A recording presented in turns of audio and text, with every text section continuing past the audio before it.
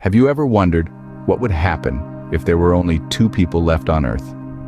A thought that might have crossed your mind, nestled somewhere between the realms of curiosity and fear. This isn't about a romanticized notion of two lovers left alone in paradise.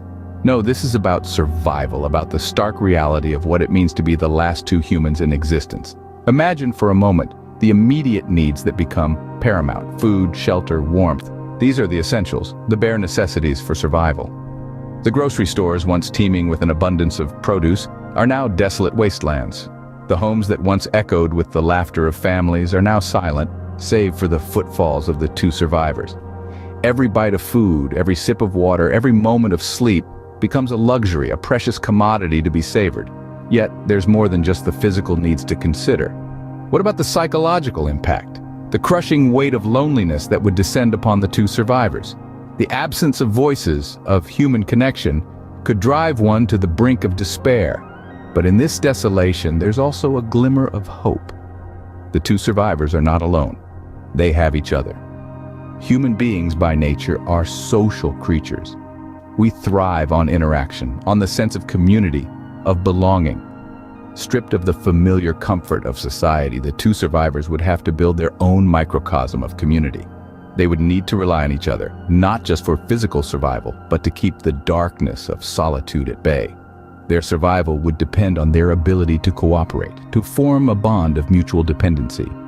The stark reality is that in this hypothetical scenario, survival would not be a solitary endeavor. It would require teamwork, empathy, and a shared determination to persevere against all odds. The two survivors would need to become each other's source of strength, their beacon of hope amidst the desolation. So, imagine yourself in this situation, with only one other person to rely on for survival. Survival becomes the name of the game when you're one of the last two people on Earth. Imagine, if you will, the daily grind in this new world. The challenges of survival are multiplied exponentially when the comfort of society is stripped away. The first hurdle to overcome? Finding sustenance. Food becomes a pressing concern. Supermarkets, once overflowing with goods, now lie barren and looted. Hunting and gathering, skills long forgotten in our modern world, become crucial. You'd need to learn how to identify edible plants and fruits, how to trap and skin animals, how to fish, and how to cook your catch without the convenience of a modern kitchen. Water is another critical need. You might be lucky enough to find a clean, running source, but what if you're stuck in a city with only stagnant, polluted water around? You'd need to learn how to filter and purify water, a task that's easier said than done without a handy water purification kit. Next comes health and well-being. Without doctors or pharmacies, even a minor injury or illness could be fatal. Basic knowledge of first aid becomes crucial, as does maintaining a healthy diet and exercise routine to keep your body in peak condition. But physical health isn't the only concern.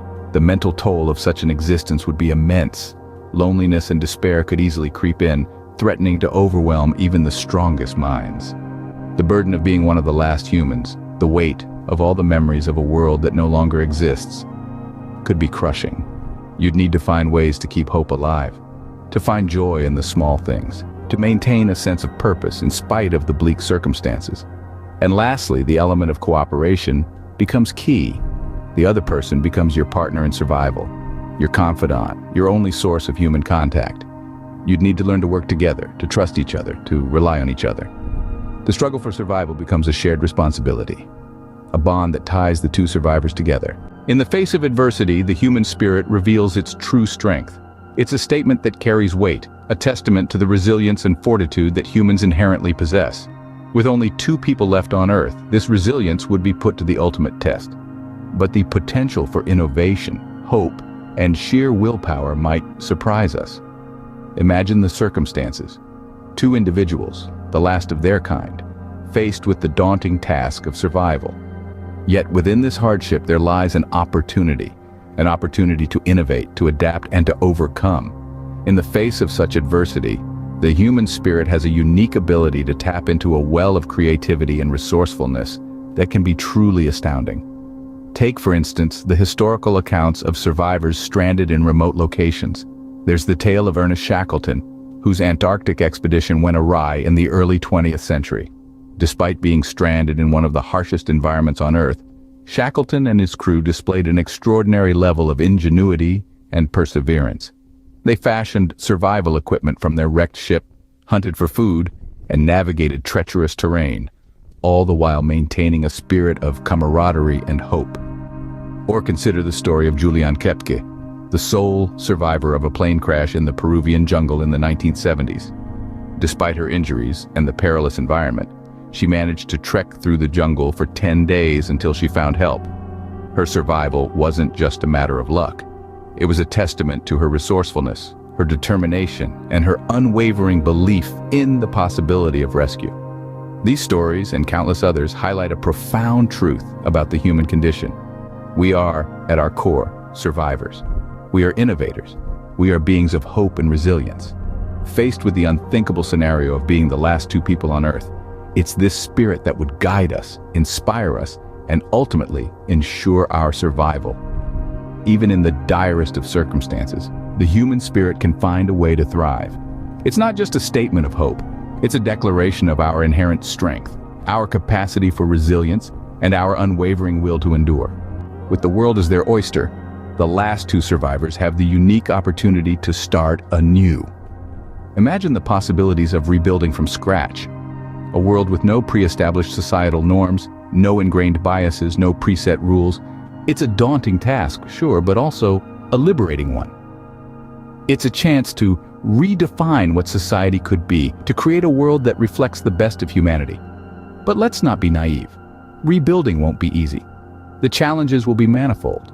There's the physical challenge of constructing shelter, cultivating food, and securing clean water. Then there's the mental challenge of loneliness, the yearning for human connection beyond just one other person. Yet there's something invigorating about the struggle, something empowering about the fight. It's a chance to prove the resilience of the human spirit, to demonstrate that despite the odds, we can rise, we can rebuild, we can thrive. Moreover, it's an opportunity to learn from past mistakes. The last two survivors carry with them the collective knowledge of humanity's triumphs and failures. They have the chance to cherry-pick the best societal structures, the most beneficial norms, the most effective systems, and discard the rest.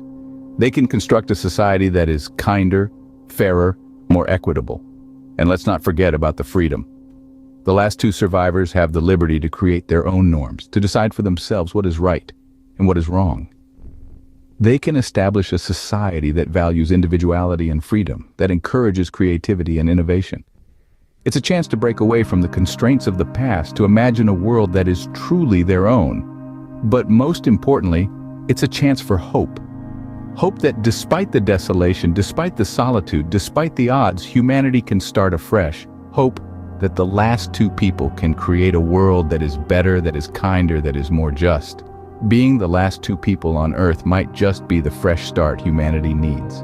The scenario of being one of the last two people on Earth is daunting, yet intriguing. Having journeyed through this thought experiment, we've unraveled the complexities this situation presents, the shadows it casts on human nature, and the glimmers of hope it reveals about our adaptability and resilience. Recall the survival challenges we touched upon. Stripped of the comforts of civilization, the last two people would need to rely on primal instincts, forgotten skills, and each other. The need for food, water, and shelter would be paramount. The struggle for survival would be relentless. Yet it would also be a testament to the tenacity of the human spirit. And that brings us to the resilience of the human spirit. It's a trait that's been tested and proven throughout history. In the harshest conditions, against the most formidable odds, humans have managed to survive and even thrive. Our ability to adapt, to learn, to innovate, and to cooperate is nothing short of remarkable. Even in a world emptied of its billions, these qualities would not vanish.